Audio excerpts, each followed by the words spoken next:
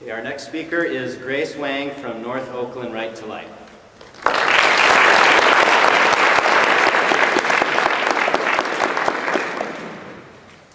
It is the year 2000. My baby brother had just been born, and I remember wailing at the hospital because I was no longer the center of attention. But now I can no longer imagine what my family would be like without his sunny smiles and sassy attitude. In fact, I've never imagined it, but it may have very well been a stone-cold reality if my parents had not immigrated from China to America. Back then, a strict form of the one-child policy was still in play, and approximately 13 million abortions took place each year. Some say abortion is a choice, but it is a choice just as murder is a choice. When the Nazi Party first came to power in Germany, one of Hitler's first acts was to legalize abortion. And today, amidst the silent cries for life, abortion has become the modern Holocaust of our time. Since 1980, the world has lost approximately 1.4 billion lives to abortion. When there are only 7.3 billion people living and breathing in this world today, 16% of our population is no longer with us. They were going to be our artists, our scientists, our historians. They were going to be our future.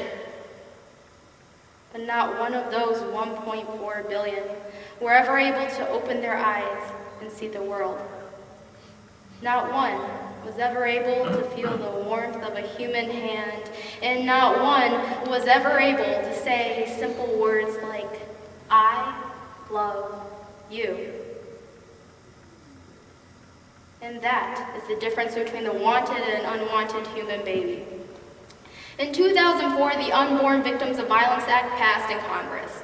It recognized that the murder of a pregnant woman would constitute a double homicide. In other words, the killing of a wanted baby is considered murder, while doing the exact same thing with an unwanted baby through abortion is perfectly fine. According to Professor Catherine Palmer of the University of Pittsburgh, open quote, "This is a ridiculous double standard," close quote.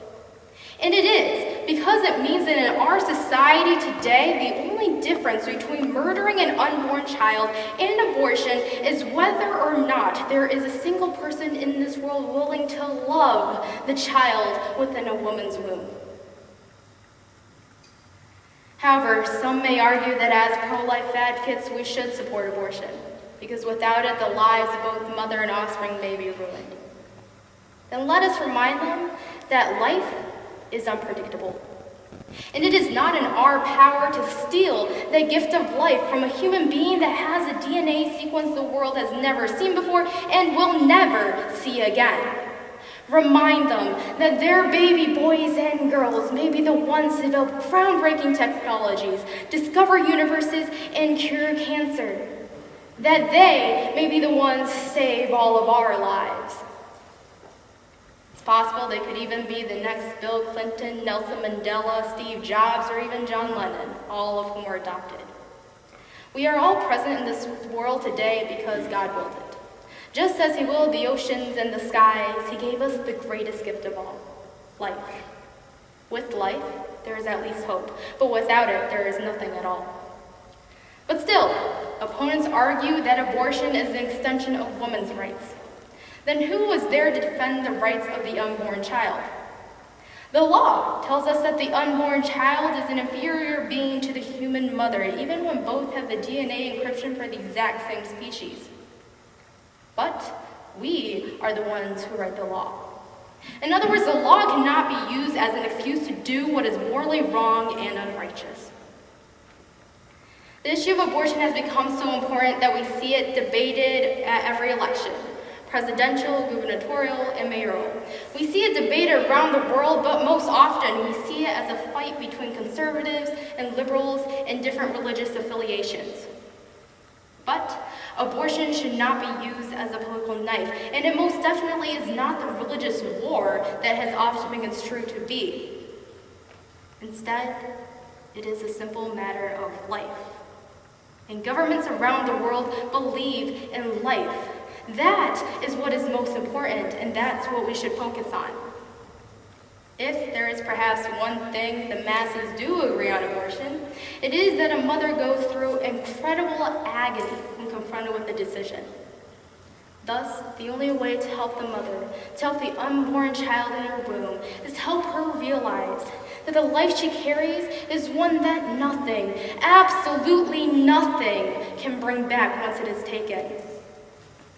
According to a study done at the University of Colorado, over a third of women regretted their decision and 11% were prescribed psychotropic drugs.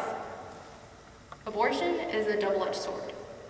Most swing it in order to maintain their peaceful lives, but it may also be the reason marriages and livelihoods shatter. But at the end of the day, the fact is that different people who have lived different lives think and believe different things. Thus, it is useless for us to confront each other head-on. But I believe that one day, the world will come to understand the beauty of life through our efforts.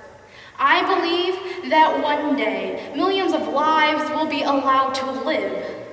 And I know that the day I was born, the day my little brother was born, have been the happiest days of my parents' lives. Thank you, Mom, Dad, for this life. Although it may have its ups and downs, I'll cherish it. And I can only hope that one day the world will too. Thank you.